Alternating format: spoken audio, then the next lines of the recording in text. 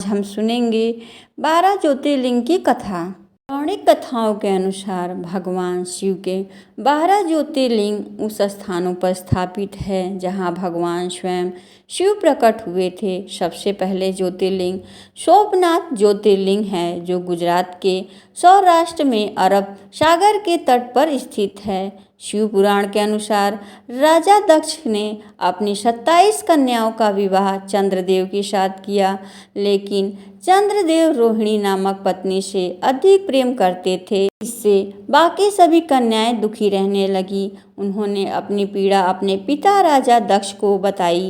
राजा दक्ष चंद्रदेव के पास गए और देवस्थ, तुम निर्मल कुल में उत्पन्न हुए हो, फिर तुम बाकी सभी पत्नियों के साथ यह भेदभाव क्यों करते हो? उम्मीद है आगे से यह दोबारा शिकायत सुनने को नहीं मिलेगी। लेकिन चंद्रदेव अपनी हरकतों से बाज नहीं आए। यह देख दक्ष बहुत क्रोधित हुए। इसलिए मैं तुम्हें क्षय रोग होने का श्राप देता हूँ। इतना कहते ही वह क्षय रोग पे से ग्रसित हो गए। चंद्रदेव इसके निवारण के लिए ब्रह्मा जी के पास गए।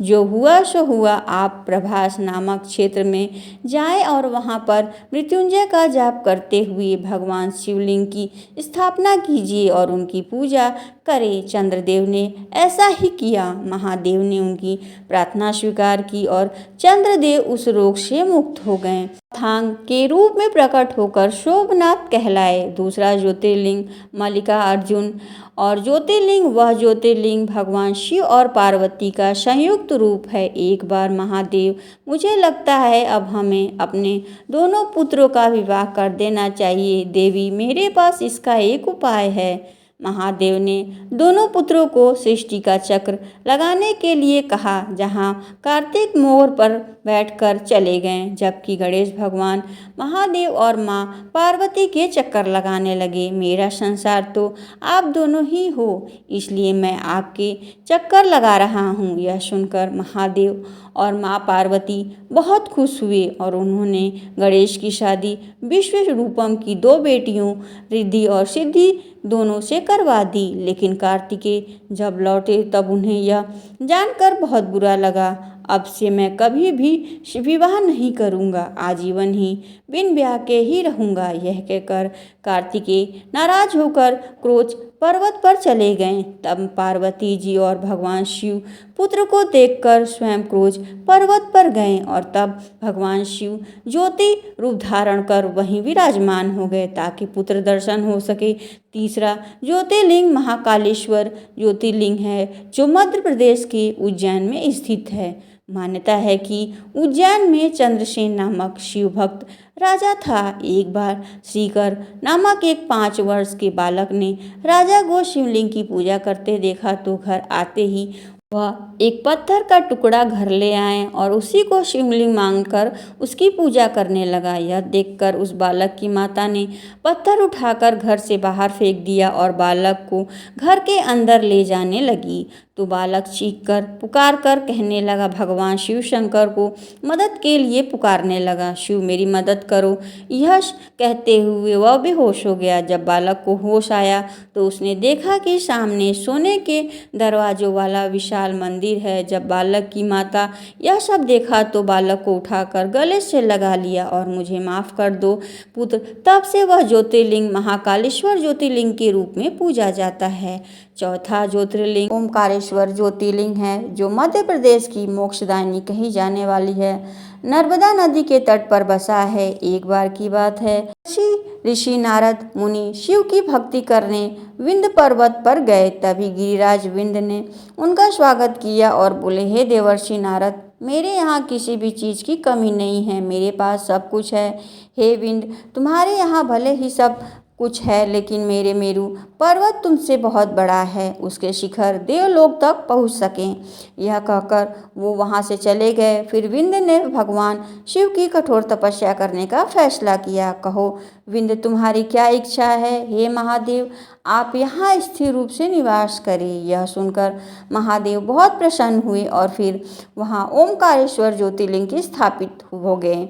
भगवान शिव का 5वां ज्योतिर्लिंग केदारेश्वर ज्योतिर्लिंग है, जो उत्तराखंड के हिमालय के केदार नामक चोटी पर स्थित है। कहा जाता है कि भगवान विष्णु के नर और नारायण नाम के 2 अवतार हुए। वे दोनों पार्थिव शिवलिंग बनाकर भोलेनाथ की तपस्या करके ओम नमः शिवाय से उनकी पूजा से प्रसन्न होकर महादेव उन्हें समक्ष आए और मैं उन दोनों की पूजा से अत्यंत प्रसन्न हूँ। मांगो तुम्हें क्या चाहिए। अगर आप हमारी पूजा से प्रसन्न हैं तो फिर आइए और इस शिवलिंग में विराजमान हो जाइए। यह सुनकर महादेव मुस्कुराए। फिर वह उसी समय केदारेश्वर ज्योतिर्लिंग में विराजमान हो गए। भगवान की शिव का 6वां ज्योतिर्लिंग भीमाशंकर ज्योतिर्लिंग है। यह ज्योतिर्लिंग डाकिनी नामक एक स्थान के पौराणिक समय में एक महाप्रकट राक्षस भीम हुआ करता था। वह राक्षस कुंभकर्ण और नरकटी का पुत्र था। उसने अपनी माँ से गुफा में रहने का कारण पूछा। तब नरकटी ने कहा, पुत्र, लंकापति रावण के छोटे भाई कुंभकर्ण तुम्हारे पिता हैं। श्री राम और उनकी सेना ने उनका वध कर दिया। तुम चिंता मत करो माता, मैं अपने पिता के मृत्यु का बदला अवश्य लूँगा। फिर उसने शिव भक्त राजा सुधिष्ठा शस्त्र कर लिया और उनका राज हड़प लिया। साथ ही राजा को बंदी बनाकर कारावास में डाल दिया। लेकिन कारावास में भी मिट्टी का शिवलिंग बनाकर शिवलिंग की पूजा करने लगे। लेकिन किसी ने भीम से कह दिया कि राजा आपके नाश के लिए शिव की पूजा कर रहे हैं। क्या मेरा विनाश? मैं अभी इसका वध कर दूंगा। भीम गुस्से में राजा के पास गए और तलवार निकालकर शिवलिंग पर चलाने लगे। तभी वहां महादेव प्रकट हुए और उन्होंने उसका खात्मा कर दिया। फिर महादेव से राजा सुदीक्षा ने प्रार्थना की कि वह लोगों के कल्याण के लिए अब मैं यहीं बस जाएं।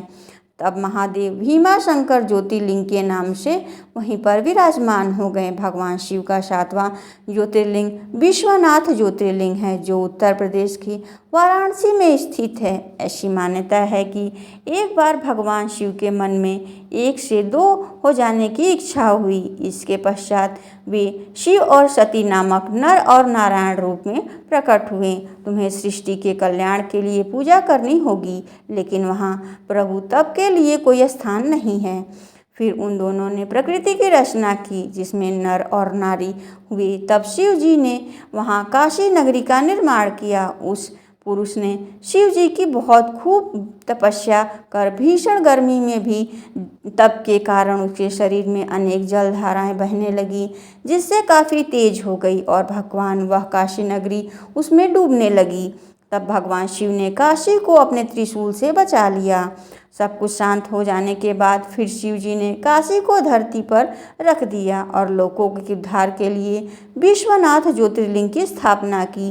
8वें ज्योतिर्लिंग का नाम है त्र्यंबकेश्वर ज्योतिर्लिंग, जो महाराष्ट्र के नासिक में स्थित है। एक मान्यता के अनुसार ऋषि अपनी पत्नी अहिल्या के साथ रहते थे। एक बार दुर्बल गाय का रूप लेकर गणेश जी महर्षि के खेत में आए। फिर महर्षि ने स्पर्श करते ही वह गाय मृत्यु हो गई। सबने ऋषि के ऊपर गौ हत्या का आरोप लगाया, जिससे यहाँ से बाहर निकालो, जिसने गौ हत्या की है। आप लोग मेरे इस पाप का प्रायश्चित करने का उपाय बताइए।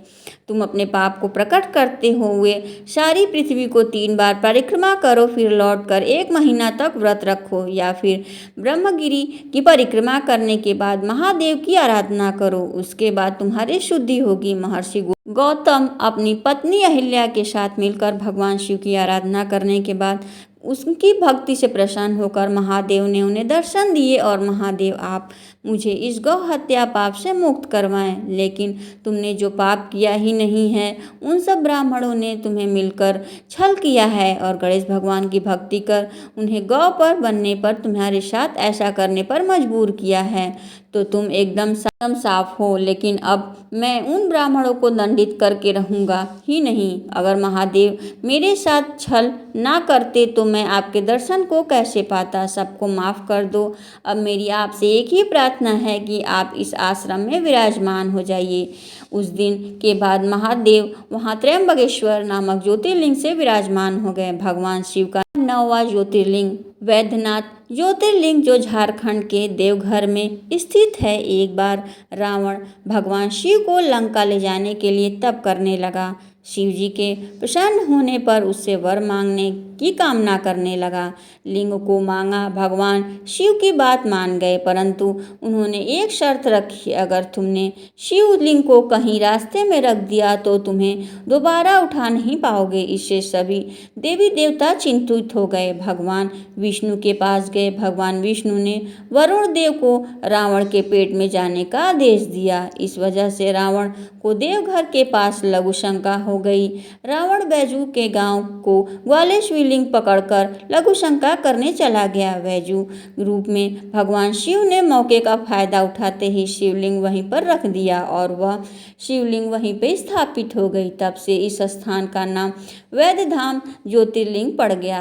10वां ज्योतिर्लिंग नागेश्वर ज्योतिर्लिंग है, जो गुजरात के द्वारका पर स्थित है। ऐसी मान्यता है कि सुप्रिया नाम की एक वैश्य था जो एक भगवान शिव की आराधना कर रहा था, लेकिन दारुका नामक के राक्षस को यह पसंद नहीं था। वह ओम नमः शिवाय और उसका वध करने के लिए कारावास में गया, लेकिन उसकी रक्षा के लिए स्वयं भगवान शंकर कारागार में ज्योतिर्लिंग के रूप में प्रकट हुए और दारू को मार गिराया। तब से उसी ज्योतिर्लिंग का नाम नागेश्वर रखा गया। भगवान शिव का 11वां ज्योतिर्लिंग रामेश्वर ज्योतिर्लिंग है। यह तमिलनाडु के रामानाथपुरम जिले में स्थित है। इस स्थान पर भगवान राम ने राम सेतु का निर्माण करने से पहले शिव की आराधना करने के लिए समुद्र किनारे अपने हाथ से रेत के शिवलिंग का निर्माण किया था। ओम नमः शिवाय तुम्हारी भक्ति भाव से हमें प्रसन्न हैं, इसलिए तुम्हारे द्वारा बनाया गया यह रेत शिवलिंग श्री रामेश्वर ज्योतिर्लिंग के नाम से जाना जाएगा। भगवान शिव की 12 ज्योतिर्लिंग में घृणेश्वर ज्योतिर्लिंग जो महाराष्ट्र के दौलताबाद के पास स्थित, कथाओं के अनुसार यह सुधर्मा नामक एक ब्राह्मण अपनी पत्नी सुदेवा के साथ रहता था। उन दोनों के बीच बहुत परस्पर प्रेम था, लेकिन सुदेवा कभी नहीं मां बनती थी, इसलिए उसने अपने पति से कहा कि आप मेरी छोटी सी बहन खुद से विवाह कर लो, उसके द्वारा हमें पुत्र की प्राप्ति हो जाएगी, हमारा वंश आगे बढ़ेगा। ब्राह्मण ने बिल्कुल ऐसा ही किया। घोषा नामक भगवान शिव की बड़ी भक्त थी। कुछ समय बाद घुष्मा ने एक बेटे को जन्म दिया। कुछ समय बाद वह सुधक मन से ईर्ष्या की भावना जागने लगी। इसने मेरा पति छीन लिया, ऊपर से पुत्र भी प्राप्त हो गया। यह सोचते ही उसने बेटे को मार डाला। उसका शव उसी नदी में बहा दिया जहाँ घुषा प्रतिदिन शिवलिंग बनाकर पूजा करके नदी में प्रवाहित करती थी।